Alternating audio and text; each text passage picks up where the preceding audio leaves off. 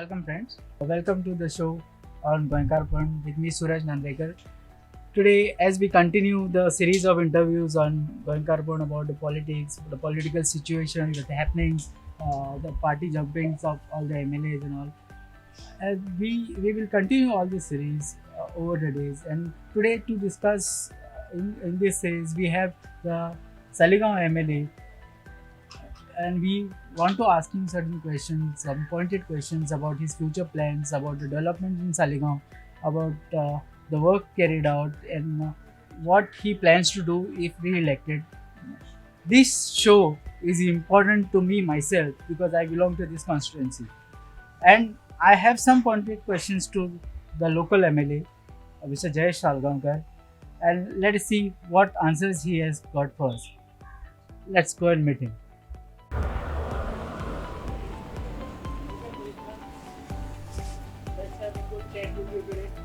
Welcome friends, welcome to Goenkarpon with me Suraj Nandrekar. Today we continue our series of interviews with the politicians and the ticket aspirants for the forthcoming assembly elections. For discussing these plans and future plans of our guest today, Mr. Jayesh Salgaonkar, who has been one of the most dynamic ministers we have seen.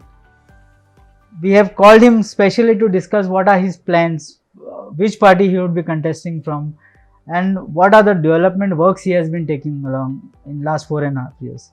Welcome to the show, Mr. Salgaonkar. Thank you. The very first question I would like to ask you is political. You have seen what are the developments happening these days. You have seen many parties coming to Goa and luring the MLAs, the political leaders.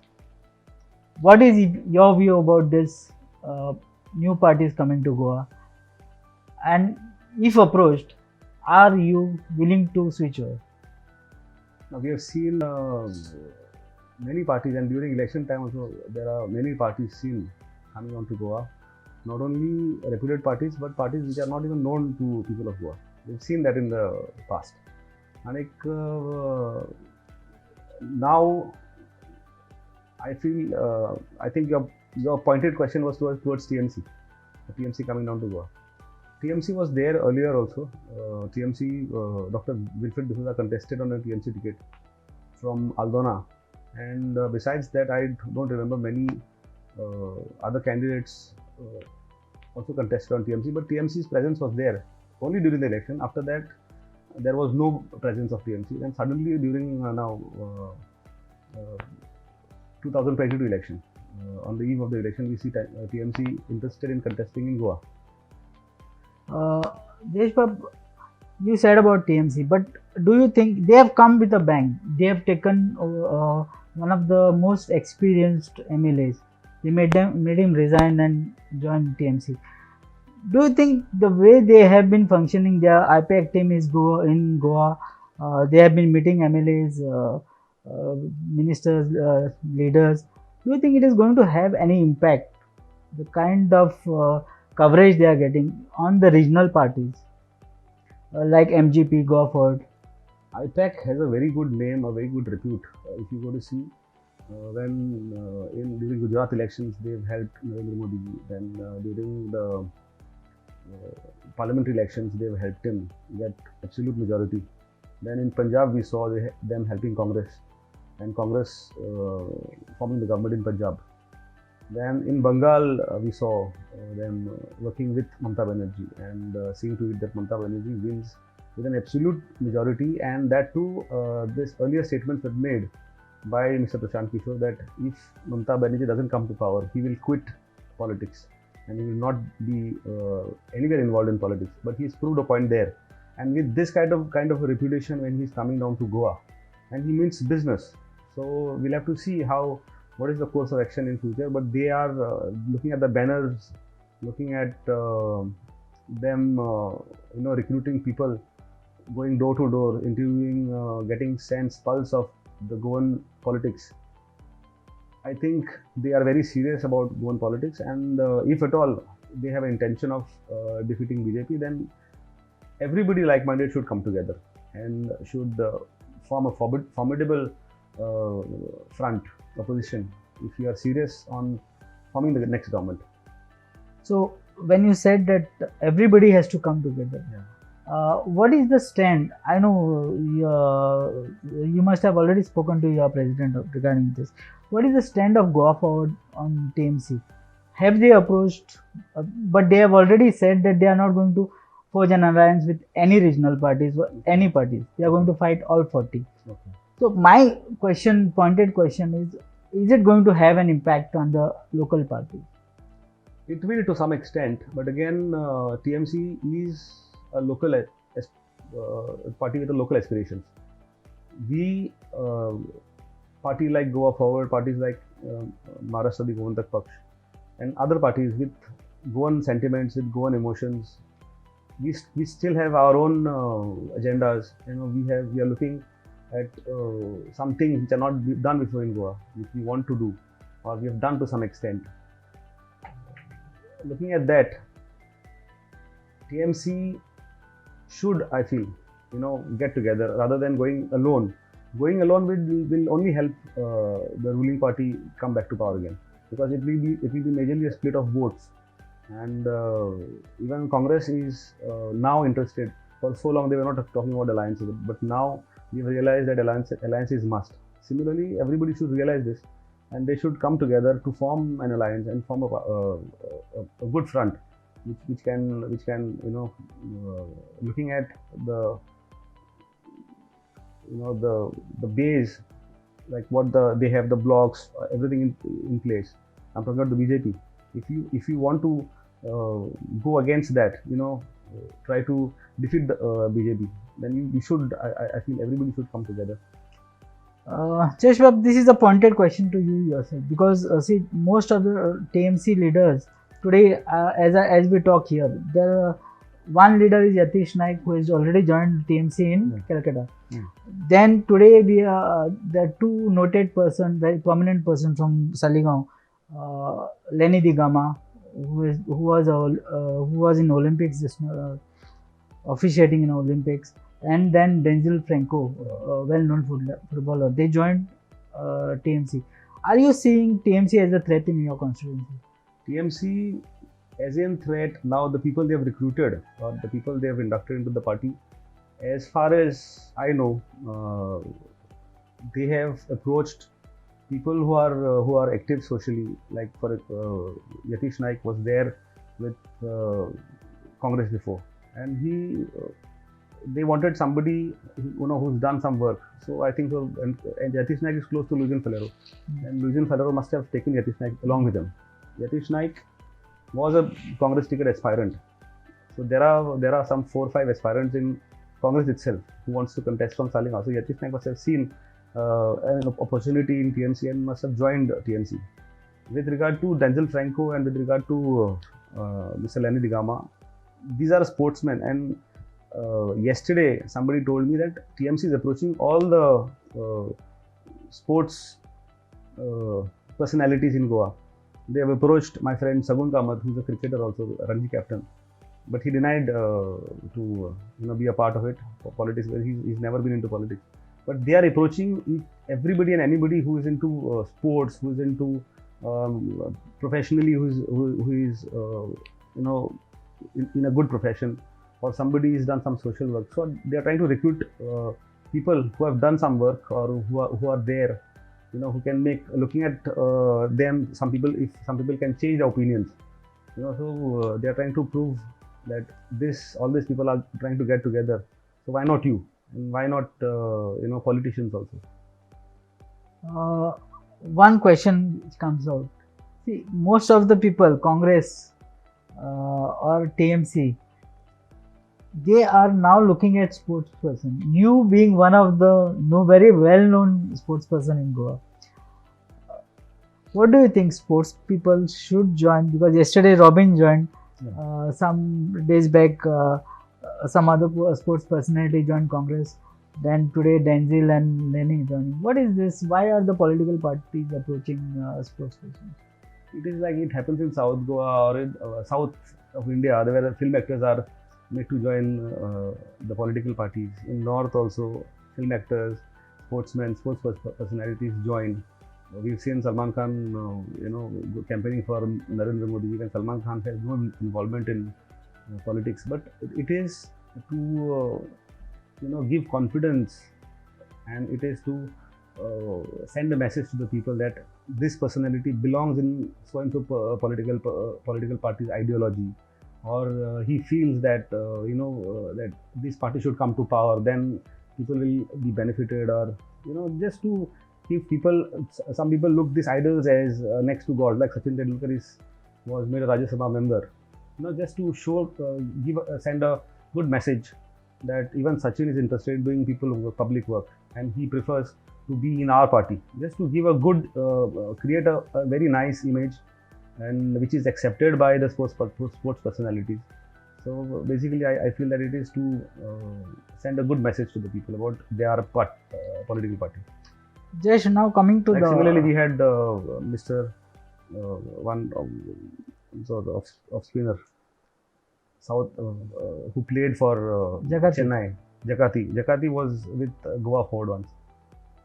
Okay. Now, just coming to the one serious question which has been doing rounds for about a year or two. I don't know. I think it's very embarrassing to answer the same question again and again. But are you in talks with BJP? Because people have been talking that this month Jayesh is joining, that month Jayesh is joining, Jayesh is joining. I have been hearing this for a year or almost 2 years, since 2019. Jayesh is joining, Vinod is joining, and I don't know. It's kind of, and people have been asking you. You have told me it's such one of the most embarrassing questions you have to answer when you are still in Goa. How do you deal with people who are asking this question? Seriously, now I'm asking you the same question. It is like the people also are fed up now to listen to this question, and every time I answer, people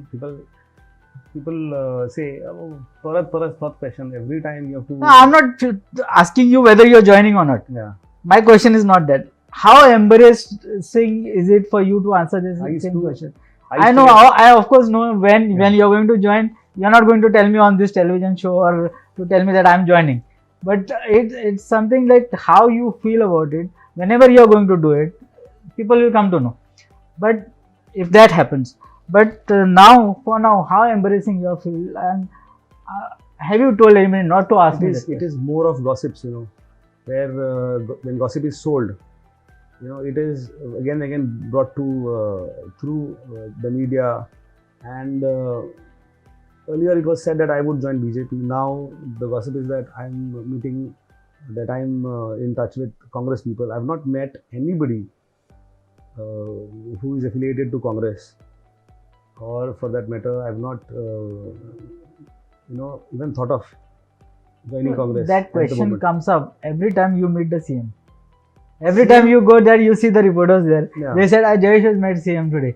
So, how do you... As an MLA, I have to meet the Chief Minister. Chief Minister is the Finance Minister of Goa. And for any approval of the files, the file has to go through the Chief Minister. And when Chief Minister gives a nod to it, then the file is clear, and then only the works are done in the constituency. So, without meeting the concerned minister or the concerned bureaucrats, directors, and the Chief Minister for that matter, the files are not processed. And to process any file, we have to meet the Chief Minister. There are relief funds to be given to the people. Recently, I've managed to give 4 lakhs to a widow whose husband passed away. A branch fallen his head, and he passed away there. So I went to the Chief Minister. I requested, this poor lady doesn't have any other support. So he was kind enough to grant her CM under the CM Relief Fund a sum of 4 lakh rupees. So for all these matters, if I sit at home, do you think the Chief Minister is going to dream and come and give it to that lady, or how it's going to work? If I don't approach the Chief Minister, I have not approached any of the party bearers for that matter. Then you can blame me if I had to go and meet the party bearers of BJP. I am meeting the Chief Minister, who is the head of the state, and I am one of the 40 members of the General Assembly. So it is natural that we have to go and meet the Chief Minister whenever is required. Yes, now talking about this party hoppings and all those things, there are a lot of rumors about you and all those. That is all fine. But one thing I wish to ask you, See, since after 2017, after the Goa forged an alliance with Manohar Parrikar led BJP, there was a lot of resentment amongst your supporters. I, being from the Saligam constituency, I know it for myself. I would actually be asking you this because do you think, have you been able to explain to your people how, why you joined, why you all aligned with Goa Forward? And do you think the same people pose their trust in you again in 2022? So it was very difficult time and people to convince people. But some have understood, some have still not understood.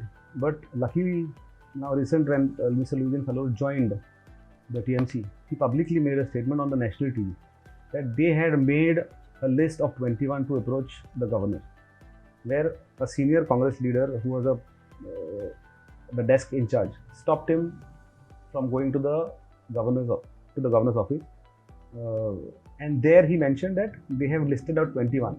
Now during this list of 21, we never had a talk with the Congress. We were there waiting that Congress would call us to join us in the formation of the government, which Congress did not do. We were left out then when Congress was supposed to approach the governor. So when the 21 list was ready, they approved MGP to be on their side when the ideologies of Goa Forward and Congress were one. Like we have similar So ideologies. you mean to say in that 21, Congress, even while they were negotiating, Yeah. they had not. We were left out. They had left out Goa Forward. They had left out Goa Forward. So they wanted to form without Goa Forward. They wanted to form a government without Goa Forward, and they had made. Louison Fellow has come clear on this now, and Louison Fellow has gone recently, a few days back. He had given a small interview on the Herald also, where he said that excluding Goa Forward, we had made a list of 21 with 17 of theirs, Churchill Alemo of LCP, and 3 of the MGP, and 2 independents. Now with this, they were forming the government. More than 21, they had the absolute majority. But they were stopped to go to the governor. Now we were all looking at this or whatever was happening in front of our eyes. We were spectators to all this developments. Then suddenly came an offer where we were asked to align with BJP, and when they were stopped, when the Congress was stopped, immediately the MGP, I believe, and the other people believed moved towards the BJP, and we were last to go. And even then, I have shown my resentment. The other party men had shown the resentment in joining. But what were we supposed to do? Finally, when it is not about Jayesh alone, it is not about ideologies or it is not about the party decisions. Finally, we have to deliver to the people. And whatever work I've been able to do in 2.5 years is because I was in the governance. It's because I was part of that government which was led by Mr. Manohar Parrikar. So, have you been? My question remained: have you been able to explain to your people all this? Because see, right now the situation in 2017 was different. Yeah. You were fighting against the sitting minister. Yeah. Now you are a sitting MLA. There is always going to be anti-incumbency factor. Yeah. There is always going to be some resentment, some about the 2017 whatever happened. How would you have you explained? You have already started meetings, I guess. So have you explained to your people what happened in 2000? You will have to go all the way 5 years back. See, another question what arises is Saligao has not seen much of a development in 5 years. We know that you were in government only for 2.5 years, and nothing much happens in 2.5 years. And then there was financial constraints also. So how you are going to explain all this to your people? I have done a lot of work in Saligao.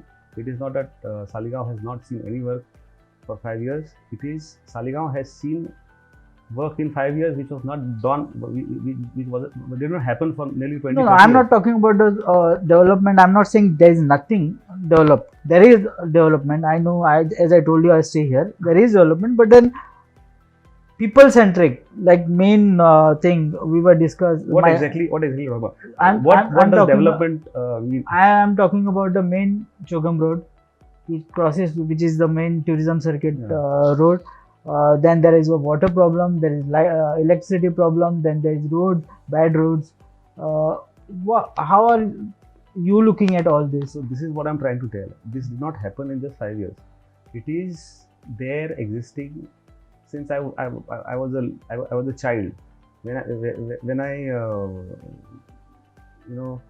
knew that there was no water since my childhood until today. But at a greater extent, I've been able to resolve issues of electricity, issues of roads.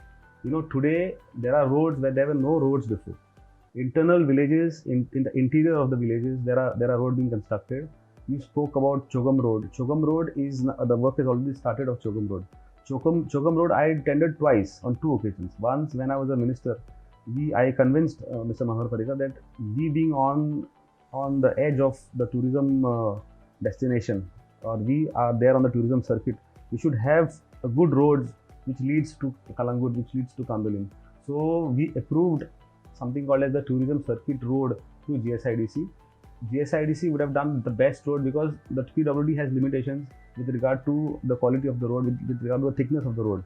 They can only put thickness as per the definition, the MDR, the major district roads will have that thickness. The thickness will come down when it's a village road. Internal village road will have a very thin layer of the carpet. So to do a good quality road with a highway, which you can compare with the highways quality, what we did is we went to GSIDC. GSIDC can take up those kind of roads, and all these roads were designed by a consultant, taking into mind the vehicular, the traffic which travels, the congestion of the roads and the traffic movement on these roads. We had done a good road which was estimating around 67 crores. So this this estimate was tendered by GSIDC in 2019. Then when we were asked to step down, all these tenders were cancelled.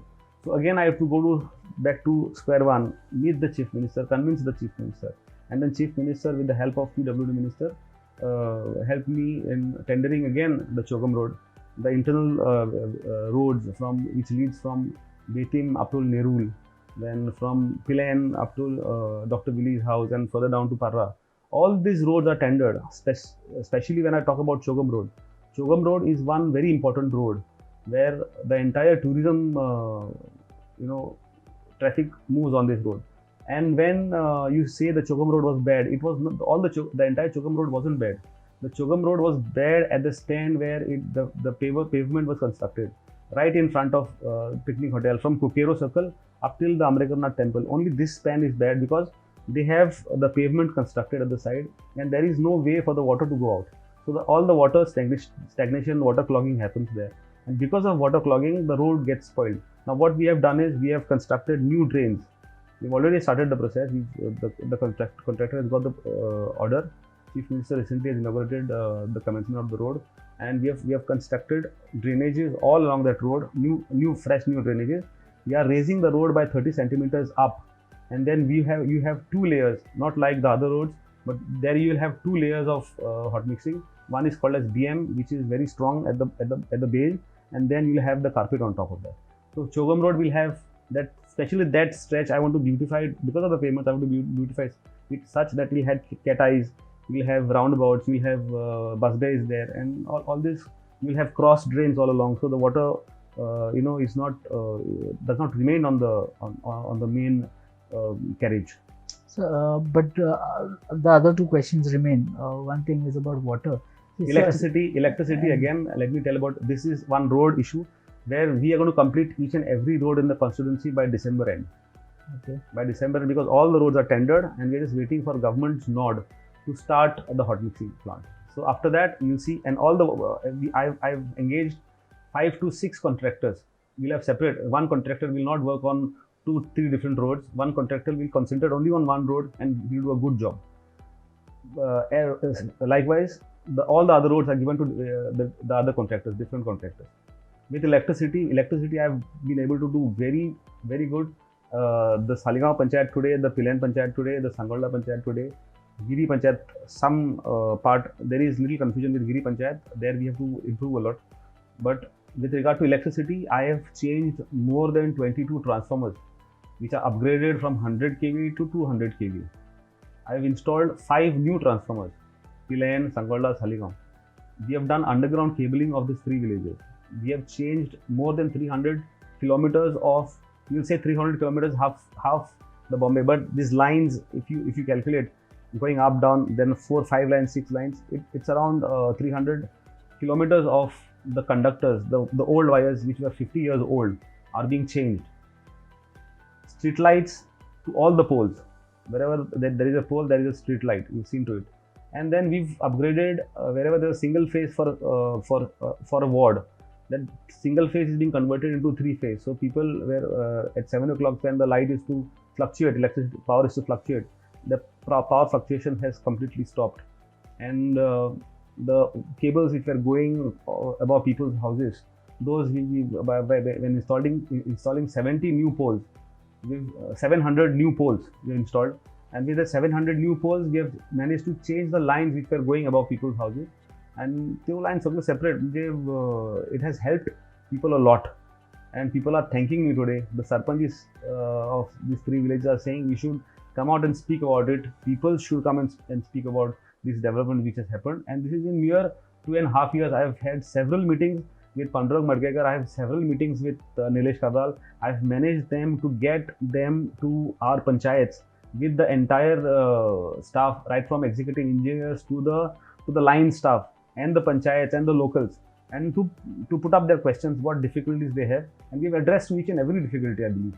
Then with regard to the water, we have still we are lacking on this one front, where they say we are at the tail end.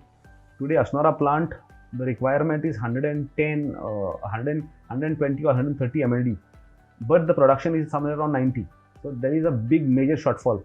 Because of that, we being at the tail end, the water is being distributed all along from Ashnora, from Kivi, from Aldona, Mapsa, Parvari, and then finally it comes to Saligaon and the other panchayats. For that matter, Saligaon Panchayat, Sankolda Panchayat, and the Giri Panchayat doesn't have much of a water problem, except for a few days when they have some issues with the breaking of the line since the highway work is going on. These 3 villages have a very severe problem of water supply: the Nerul, Pilan, and Rejnagar. Despite we supplying water tankers to the Kalangut circuit, nearly 400 to 500 tankers are being supplied on a daily basis. So I have spoken to the PWD minister, the chief minister. That chief minister told me to give me NOCs. We are going to, do bore wells or construct potable drinking water wells. Where one I have managed to construct in Rejnagar Panchayat. Rest 3 works are going on. But look, not depending on the government supply, we have such a good storage of water, source of water, which is not tapped, but locally it is being used to supply to the neighboring hotels by local tanker owners. So even that can be handled. If you not depending on the government supply. At the same time, there are 2 in every budget speech. If you go right from me being a minister, I insisted Mr. Manohar Parrikar to come up with a 20 MLD plant in Giri. Giri, there is a big major acquisition of land happening because of the highway. So if we manage to construct a 20 MLD plant, which can cater to Saligaon and to Kalangut also, then major problems will be solved. And if that happens, the 20 MLD plant comes, then Kalangut and Saligaon constituency will not have water issues at least for another 20 to 30 years. But again, there is one more plant which is being proposed and which will come on the plateau of Pilan. Thankfully to Mr. Michael Lobo, he has proposed that land and I have supported it. And the pumping station will come near the police station. All this land acquisition process, the tendering process have happened, and soon we are going to see this. But again, we need to dig the roads for that. We need to lay the pipelines from Giri up till Saligaon police station. We'll have to the pipeline will have to come through people's fields, and that will happen. But if that happens, then Saligaon will not have water issues again. Even electricity, let me tell you, electricity, one substation was tendered and the work was ordered to Siemens company, one of the best companies in the world, and they were given the work order of 135 crores for constructing a substation in Saligaon. But the current minister, Mr. Nilesh Kabral, thought that now, since the technology has advanced, we will have an unmanned power station substation in Saligaon. So because of that, now I'm waiting for that tender. So, but I've been following up on this file. He said we will do that, but at the same time, they are working on something called as bifurcation of power. They are bifurcating powers from Panjim, from Porvorim, from Mapsa, and they are trying to get special supply to Saligaon and this neighboring village. If that also happens, then we will have major boost in electricity. Roads I've completed, electricity I've completed, water still I have to All fight this it out. is correct, Jacob.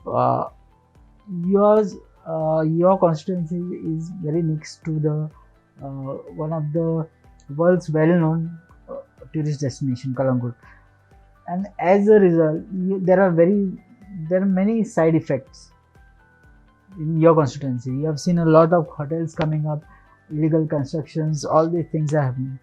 And when you have scarcity of water, electricity, bad road, can't there be something like that? You put a moratorium on new licenses, construction licenses, till the situation improves. Have you done something in this regard? Because this is, I think, is a necessity, and I think you must agree with me that we cannot take more pressure on our water, electricity, and roads. Basically, even panchayats are sensible for that matter. Panchayat also respects the sentiment of the locals. When locals go and object to certain projects, those projects are stalled at times. But panchayat entirely doesn't have it in their hands. Some of the permissions are directly got through the government department. If panchayat doesn't approve certain files, those files are being approved by the director of panchayat. You have the parallel system which is there at the government level, and it is people feel aggrieved when you don't issue them licensing, when you don't issue them. Somebody wants to do business, a Goan wants to do a business. You cannot citing that we have to at the same time we have to help a Goan trying to do something in Goa, or it is. But what you said is right. We have to have a check on this. We have to see to it when somebody proposes. There are various files which are pending. It is not that panchayats are issuing licenses just blindly, but they are evaluating. For that matter, recently there was one file which was sent to the panchayat of Saligaon, and the file was still pending because a transformer which had 100 kVA of capacity, that transformer, there was one construction coming up which requirement was around 60 kVA. So the people are consuming right now. People consumption is more than 70-80. The transformer would be overloaded. So all these kind of things panchayat is evaluating, and at the same time they are trying to stop and also respect the sentiments of the people to keep it as a village, especially in Saligaon. We have tried to maintain Saligaon as a heritage village. We have tried to maintain all the other panchayats, but there are some illegal elements. No, that is correct. Yeah, Saligaon has maintained its identity. Yeah. Giri has maintained. Pilen, Yeah. to certain extent. Yeah. Being an industrial area, you can't do much. But what is happening in Reshmaguz right now? A lot of illegal constructions, CRZ violations. Why are the authorities not acting on this? Now there was one complaint filed by one local from Vere against one CRZ violations in Reshmaguz itself, and there are various others complaints are filed. As in Vere as such, there is no illegalities going on in Vere Reshmaguz village, but there are few illegalities happening in the CRZ area where you get a good view of River Mandavi, where you get a good view of the Panjim. There it is very commercially very high value land, and only some outsiders are able to purchase this land. The land cost go above ₹1,00,000 per square meter. When there is still you get land for 5,000 to 10,000 rupees per square meter. But this particular area, this stretch of land which starts from the Reshmaguz church or the boat pool up till Nerul, all this land has got very high value, and people buy this land and they throw money around and get their permissions done. Some cases are pending before the Lokayukta, some cases are pending before the chief secretary. As you said, it's right. There are some violations happening in Reshmaguz, but authorities also should be very strong and focused and see to it that such constructions are not allowed, which will spoil the ecology, which will endanger our fabric of a beautiful village. So as I told you, Saligaon is very close to Kalangut. Tourism, it has its own identity. People know, now that the government has started this internet tourism, are you planning to get some infrastructure, tourism infrastructure projects in Saligaon, so that there is employment, there is business, there is the economy of Saligaon, the youth are engaged in some kind of work? We will soon be announcing a beautiful project for Saligaon, which it has nowhere happened in Goa before, for any other constituency. That is the Rurban Mission, Dr. Shama Prasad Mukherjee Rurban Mission. Under this Rurban Mission, the central government and the state government with partnership will spend 100 crores only for Saligaon constituency, and we will have the principal of the architecture college, somebody from BITS Pilani, professors from BITS Pilani, all this wise people, and somebody from architecture, a historian. They will form a team. Actually, during my tenure, that when I was the RDA minister, I got this file approved, but now it is taking a shape, and with the help of Mr. Michael Lobo, I think so we will soon announce this one beautiful project for Saligaon, where employment generation is there, restoration of old Khazan lands, the buns. Then we will have a trail right from Saligaon up till Giri, all these historic places, and then churches, visiting, then developing the hinterland tourism, developing the heritage tourism, then all the others, the springs, there are so many springs in Saligaon. All this will be put on the world map in coming future. Okay. So this is one wonderful project. It's called as Rurban Mission, and it is allotted to Saligaon village, Saligaon constituency. See, Saligaon, now, as you said, you are going to announce this. Do you know the unemployment status of the constituency? We know, we being to the very close to the tourism destination, then we have a very big industrial estate, but still there are many youth in Saligaon who are unemployed, and there are no government jobs coming in as of now. What are you doing in this regard? How are you encouraging the youth to take up some self-employment schemes, or any work you have done in this regard? So this is included in that same Rurban Mission, where entrepreneurs will be developed. New entrepreneurs will be created. They will have job opportunities to set up small-scale industries. Within this, they will be sponsored. There will be subsidies for them. We already have one industrial estate, which is.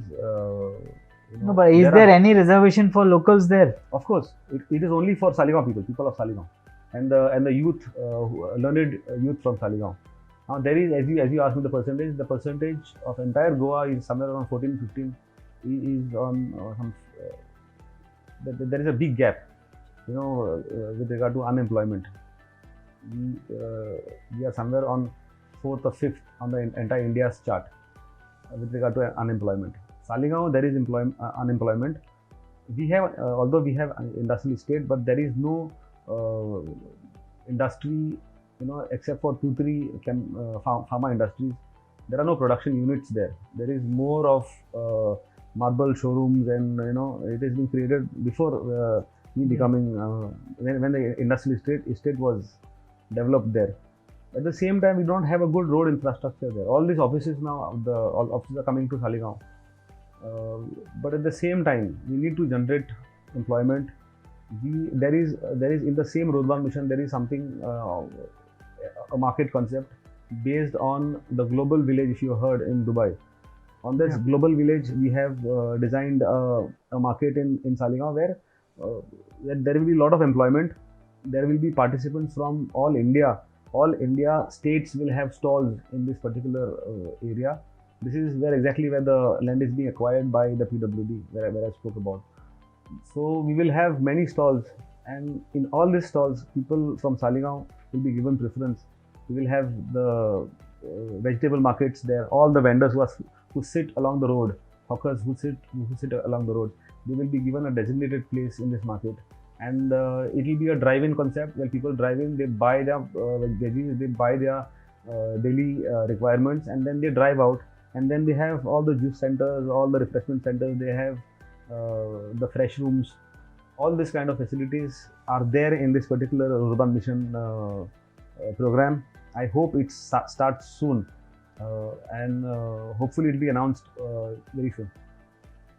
Jash Bab, Saligao is one of the largest producers of agricultural products in Goa. Actually, one of the biggest. Yeah. Right from Saligao to Giri, you see a vast land under cultivation. Now, at the same time, you see a lot of illegal constructions coming up, land filling, all this happening up.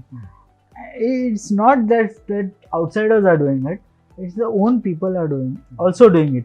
That is because there is no demand for this agriculture thing, or they don't see any such demand. How are you encouraging them last 4.5 years? If you could tell me, what have you done to encourage these farmers not to give up this land and cultivate them? With regard to cultivation, we have constructed there are various sluice gates which all these agricultural lands used to come under the saline water, and under the salinity. So they were not cultivable. So what we have done is we have constructed some sluice gates in Pilan, in Reshmabud. Now we'll be coming up with some sluice gates in Nerul. In Giri, there is little issue of the flooding. All these issues we are looking at tackling all these issues. But again, when the fields are not cultivated, they are being filled to put it to some other use. And these are the locals who do it. The authorities turned a blind eye towards it because of recent pandemics. People were out of business, people were out of services, and somebody to put up a small stall or to start some service centers or a washing center or whatever business they want to do, a small cart, local foods, So we have not. There is somebody has gone to the court also, and court has passed a stricture that all this the Talati is being informed and instructed to take measurements of all these structures and ask them to remove the mud and to bring the land to its original state. But at the same time, some people have removed, demolished the restaurant which they had built. But at the same time, people are helpless today, people are jobless today. There is no avenue for them. The youth are sitting at home, and in that case, if somebody wants to do some business, we cannot just step out and tell him not, because this is illegal. Then what do he do? If it's illegal, do we go out and start stealing, thefts, all those kind of? No, but while you are saying that it's justifiable, but then at the same time, farming is also very profitable. It has been proved. It has been proved in many areas like Parra. Now the Pednekar yesterday, the Prime Minister has also spoken about him. Then we have seen Usgaon youth. There are different technologies. If we adopt all this, farming can be profitable. Now, as a MLA, last 4.5, have you taken any measures to promote this? Farming in Goa, especially if you see the land holdings with one farmer, is very less, is very small, and that too he will have his brothers, his other siblings share into it. So alone he cannot depend on farming. Singly he cannot cultivate, and then, but still people are trying to take out 2 crops, 3 crops in a season, in a year, and do some earning for the family. But at the same time, the subsidies, if you go to see, yesterday people had approached me with regard to the harvesting machines. Harvesting machines, the harvest is ready, and we have to now start harvesting. But these people are not being paid for last one year itself. The harvesters are not being paid. Then the subsidies which were supposed to come to people, those subsidies are not come. So there is, even if the support is announced by the government, actually it has not come to the people for last 2 years. For last 1 year, 1.5 years. So this has to come. If you want to encourage, after pandemic, this was very important. That when people diverted towards agriculture, when people started cultivating, many youth, families who had not done agriculture for decades, suddenly turned towards agriculture because of the pandemic. There was need actually. Rather than waiting for somebody to come at their doorstep and give a bag of groceries, then cultivate their own since they have the land. But again, you need support. You need to support these farmers. And from our side, whatever support we can give, we give. But from the government side also, lot has to be done to encourage farming. My last question, coming back to politics. See, there are a lot being spoken about your opposition, the BJP. The ticket would be given to Dilip Pavlikar, Kedar Naik, the Sarpanch, or ZP. Who do you think would be a good candidate for you to defeat? It's for their party to decide which is the best candidate for them. Yeah. I have done my work, and I'm going to speak my work. I will not speak good or bad about anybody. I have not done that so far. Only if somebody has attacked me, I have responded. If somebody has said something about it, it was spontaneous for me to react on that. Isn't it an advantage because the BJP has not been able to finalize the candidate yet?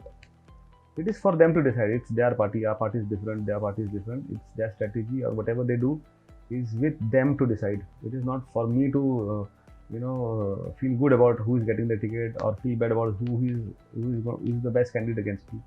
But it is for their party to decide. For me, I have been doing the work. I have silently done a lot of work.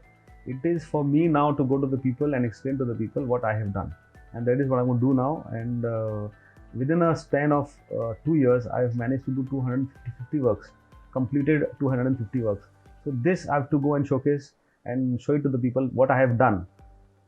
I might have not touched each and every fellow, but community-wise, what is required, what I thought is required, I have tried to go and do it.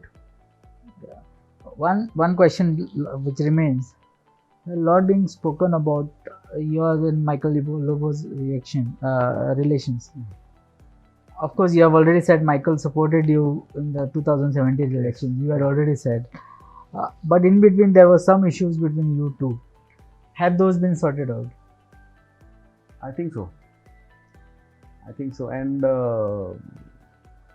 the way now my works are happening in Michael Lobo's department also.